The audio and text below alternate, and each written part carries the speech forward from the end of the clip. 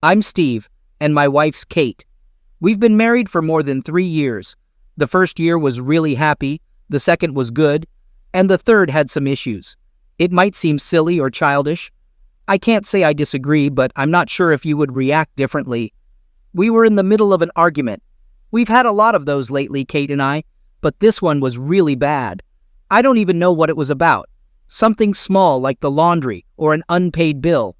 Kate has this habit of bringing up irrelevant complaints during arguments, things that have nothing to do with what we're fighting about. It could be stuff from years ago, like when I didn't pick up her sister from a party, or just random things that occurred to her to hit me with. This was one of those times. And you just never stop talking. Do you know that, Steve? She said this in a harsh tone. Nothing makes you happier than the sound of your own voice. Even when we're relationships, you never stay quiet. There was silence. Kate must have seen from my face that she went too far. I was hurt, so I just looked at her. I thought about saying I had no idea my talking during closeness bothered her. It's how I express my love and excitement. But then I decided not to say anything. Kate continued, saying my talking distracts her during closeness and turns her off.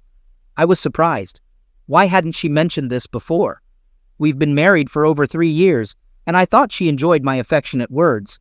She talked less than I did in bed, but she always said a few words. After a long silence, I stood up and told Kate I'd try to only speak when it's important. Then I left the room. Update. I wasn't proud of my actions afterward. All I can say is I felt really hurt. The unexpected argument hit me hard. I thought if she wanted silence, then she would get silence. Our fights were getting worse. Despite still loving Kate, we found it harder to be content with each other. There were fewer happy times and more tense moments and arguments over small things. A major issue was my job as a sales rep for a plumbing supply company, requiring me to travel for about 3 minutes, 4 days a month. Kate didn't like me being away so much, but she knew this before we got married. She also wanted to start a family, which I resisted for another 2 years. I expected a promotion that would let me stop traveling. I just didn't want to have a baby until I could be home all the time. So, those were the big issues. Lately, even tiny things seemed to trigger fights. The reservoir of love and goodwill seemed almost empty, and I didn't know why. One thing Kate said kept bothering me, that my talking during closeness was the opposite of what turned her on. Did that mean she was enjoying closeness with someone else? Someone who didn't talk? It seemed far-fetched until I thought about it more. During my last trip, about 10 days earlier, I couldn't reach her on the phone twice. The second time, she had her cell phone switched off when she should have been back from work. The next day, she said she went for a beer with friends, which seemed reasonable, except I called the house about 10:30, and she was still out. Also, in the past month, 3 times I answered the phone, and the person hung up. Not a big deal, but it rarely happened before. So, I got more suspicious and took action. For the next 2 weeks, Kate probably thought she was living with a mute. No small talk, no idle conversation, no words unless absolutely necessary. Instead of saying, "Could you pass the salt, honey?" I got up and got it myself. In response to, "What's the weather going to be like today?" I passed her the weather page of the newspaper. If she asked me to make dinner that night, all she got was, "Okay." When she left for work and said, "Goodbye, honey," I gave her a smile and a wave. It became a game to see how few words I could say to her in a day. Kate knew I was angry and hurt, and she knew why. At first, she didn't seem to care much, but after that, she started trying to make up. She didn't exactly apologize. That was rare in our house, but she became much more affectionate. Kisses greeted me in bed in the morning, on the way out for work, and at bedtime. Sometimes, she leaned over to give me a hug while I was reading the paper over coffee in the morning, or rubbed my shoulders while we were watching TV. It was a funny thing, even as my anger gradually calmed down, and nobody can stay white-hot angry. Over days, I kept saying as little as possible before speaking. I'd ask myself if I really needed to say it, and usually the answer was no. I was listening more, observing more, and keeping my thoughts to myself. About 10 days after the argument, Kate suggested we make love. Whether she wanted to or it was part of making up, I couldn't tell. After dinner, during which she told me some stories about work, and I spoke no more than 6 minutes, 8 words, she stood up and took me by the hand, urging me to leave the dishes for later. With a big, warm smile, She conveyed that there was something else she needed at that moment. As she led me back to the bedroom, I wondered if the distance between us had grown because of my silence, or if I was silent, because we had already drifted so far apart. During the entire encounter, I hadn't uttered a word. As we coupled smoothly, easily, and familiarly, I remained completely silent, feeling a sense of unnatural coldness and distance. I wasn't even sure if it was what Kate truly wanted, but after that argument, I had no intention of saying a word. After we finished, I rolled off her, and she snuggled into me, emitting a happy without any verbal communication. We relaxed together for a while, still without exchanging any words. I couldn't discern what the experience had been like for her. For me, it felt cold and empty, and whether that was due to the silence or the growing distance between us remained uncertain. Update. After a few more days of minimal conversation, Kate became upset with me. One night during dinner, she expressed frustration, questioning my silence and whether I had anything to say. After a moment of thought, I responded that I thought this was what she wanted. She clarified, explaining that she desired a husband who communicates and shares feelings, not someone resembling a mannequin from a department store. Privately, I chuckled, thinking, "Good one, Kate." Last week, she had complained about me talking too much, so I'm making an effort to rectify that. Kate accused me of taking the silent treatment too far, labeling it the Silent Sam routine. I looked at her for a moment before speaking. Some of my confusion was intended to annoy her, and partly I was genuinely puzzled. I honestly didn't know what she wanted. First, I talked too much, then too little. How am I supposed to know what to do now? She glared at me, clearly very angry, insisting that I stop and be the man she married. I regretted my earlier words, stating that she doesn't talk too much. We were arguing, I was upset, and I just threw that at her again. After a pause, I added, "All right, Kate, but I have to admit your words got me thinking that maybe I do talk too much, or without thinking first about whether I really have anything to say." After a moment, I smiled at her, saying, "In a way, all this has been helpful." She smiled back warmly, her anger seemingly gone, and for a moment, I felt the closeness between us that had been missing. I then brought up the topic of making love, genuinely seeking to understand. I asked if she meant what she said about not talking during closeness. Rather than answering my question, Kate left the table for the rest of the evening. She gave me the cold shoulder, which didn't seem fair. Despite my honest attempt to understand her feelings, the next morning brought a more hopeful atmosphere. Kate had stepped back from her initial attack, expressing a desire for communication. Unfortunately, her focus remained on the end of the conversation, evident in her glares and tight-lipped phrases at breakfast. We endured a few more days of minimal communication, ironic this time, as she was giving me the silent treatment. After 3 to 4 days, Kate's mood drastically changed again. She came home from work looking very upset and headed straight for the shower. Over dinner, she was distracted, saying little and frequently losing track of my conversation. This wasn't the angry silent treatment anymore. She was clearly preoccupied with something. But when I asked her if something was wrong, and I asked several times, she only mentioned a problem at work. I noticed, though, that she wouldn't meet my eyes when she said it. Unsure of what was bothering her, I decided to wait and see.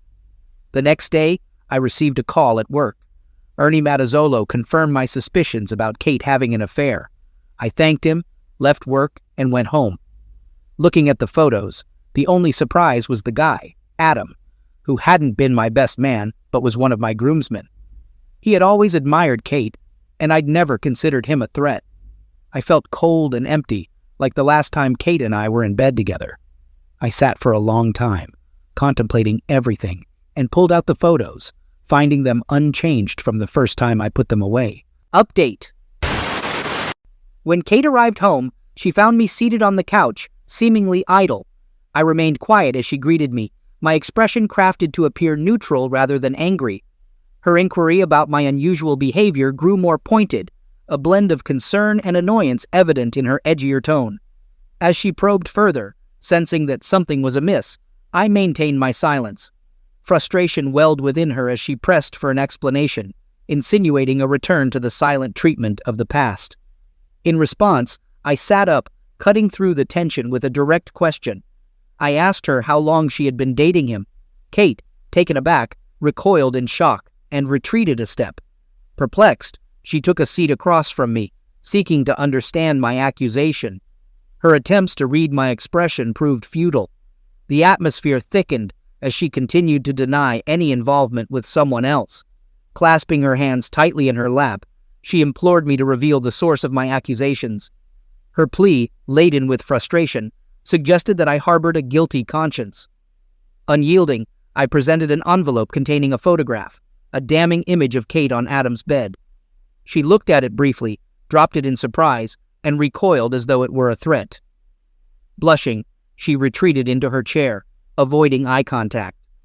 In the face of my persistent silence, she decided to change the subject, heading for the bedroom. However, I intercepted her with the incriminating photo. She hesitated, and unable to escape my unrelenting gaze, she finally met my eyes with a silent plea. "How long?" I reiterated. Her response was a withdrawal into herself, arms wrapped tightly around her as she shook her head. The silence lingered, and she eventually appealed to me, requesting that I spare her from discussing the matter. Declaring my decision to leave, I moved towards the bedroom to pack. In a desperate plea, she implored me to wait, promising to disclose everything. Relenting, I resumed my seat, observing her as she struggled to maintain eye contact. Unable to endure the silence, she confessed, apologizing and expressing remorse. As she pleaded with me not to leave, I remained seated, meeting her gaze with an unwavering expression. She averted her eyes, and after a moment, she mustered the courage to look back at me, tearfully admitting that Adam had told her I was also involved. Surprised, I refrained from questioning her and gestured for her to continue. Kate explained that a month earlier, she had encountered Adam at the supermarket. He, being charming and friendly, had offered her companionship in my absence, arriving at our house with pizza and wine. They spent a casual evening together, misled by Adam's claim that I, too, was engaged in similar actions. Towards the end, he started acting worried and concerned. When Kate questioned him about it, he claimed I had been unfaithful. He did an impressive job at acting, appearing reluctant with his head hanging, avoiding eye contact with me. According to him, you and he had a conversation a couple of weeks earlier where you confessed about a girl you were involved with during your trips. He provided convincing details about her appearance, where you met, and how great you said she was in bed. I started crying, and Adam consoled me, expressing admiration for my beauty and handsomeness. He couldn't fathom how any man could cheat on me and vowed to do anything to make me feel better. A little while later, we ended up in bed together, and I only found out yesterday that the entire story was false. I waited, expressionless. She continued, her expression now more somber than before. I found myself in his apartment, having shared in relationships moment. With a smug demeanor, he brought up the notion that if it weren't for Steve's involvement with Julia, we wouldn't have realized how well we connect. I raised the issue of inconsistency, reminding him that during our initial conversation about your lover, he had mentioned the name Joanne. He couldn't recall any of the details, like her appearance or how you met. Frustrated, I screamed at him to tell me the truth. "Did you really cheat on me?" He laughed, admitting it was just a story to get in my pants. Kate's face turned red with anger. I angrily got up, threw on my clothes, and berated him, calling him out for making a fool out of me. He lay there, smiling, unapologetic or remorseful for his actions. I couldn't believe what I had done, and suddenly she couldn't speak, sobbing with her face in her hands and her body heaving. The urge to comfort Kate was overshadowed by a cold emptiness.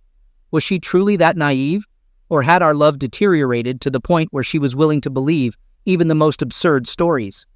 Then there was my rage at Adam, a friend of 15 years. I sat in silence while Kate sobbed. After about 5 minutes, I stood up.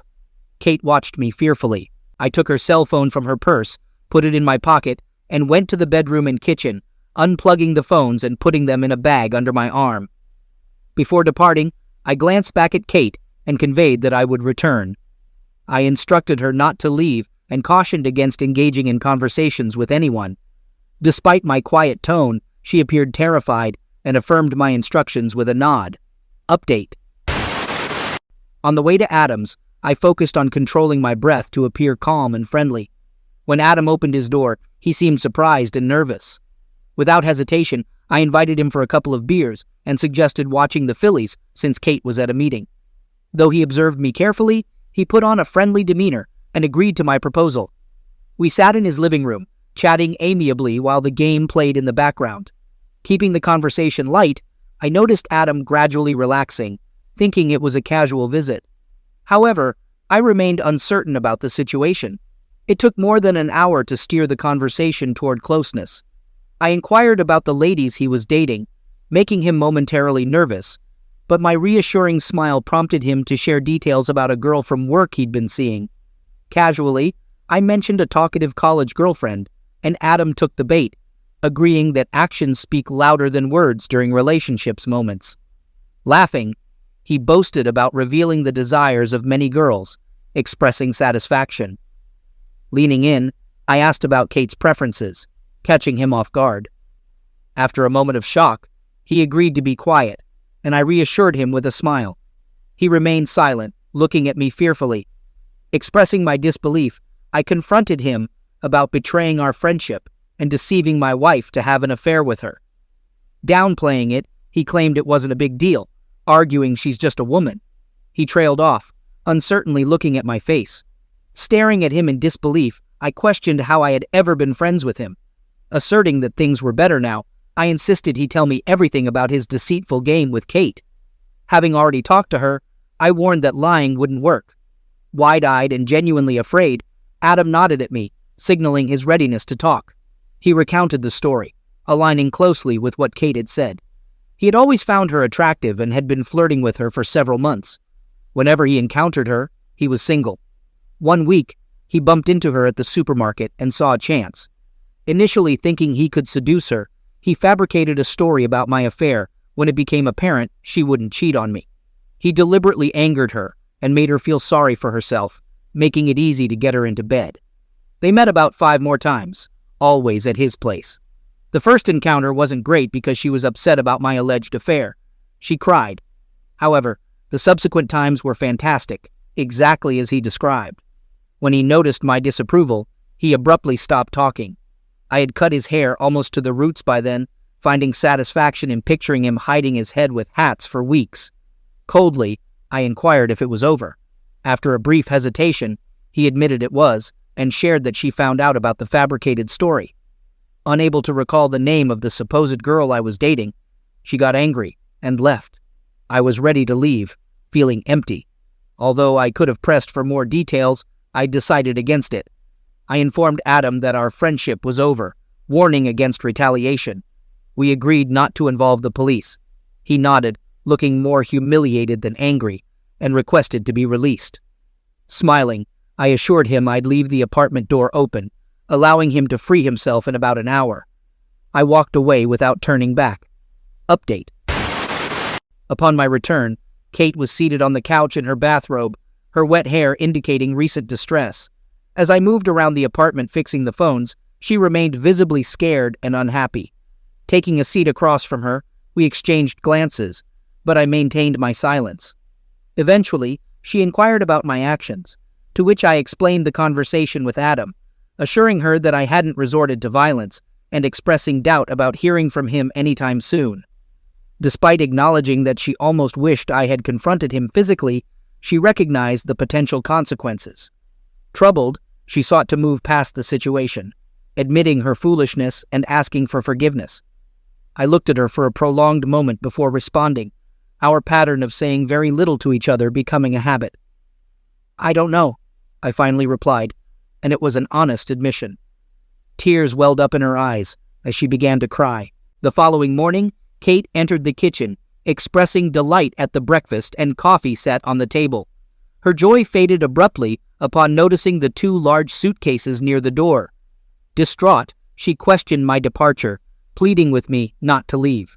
Instead of leaving without a word, I served her a cup of coffee and persuaded her to sit across from me. "Kate, it's over," I declared.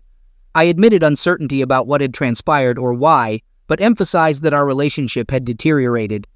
Despite acknowledging our initial compatibility, I highlighted a year of impatience, snappiness, and constant fighting.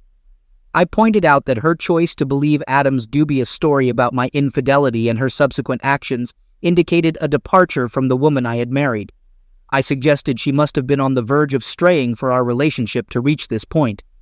Pausing, I waited for her response, but she cried silently, holding her face in her hands. When I ceased speaking, she looked up at me, pleadingly. I offered her an opportunity to speak, to prove me wrong, to outline a path to revive our love. Regrettably, she remained silent, merely gazing at me and crying. I headed to the door, bidding her farewell as I picked up my suitcases and departed.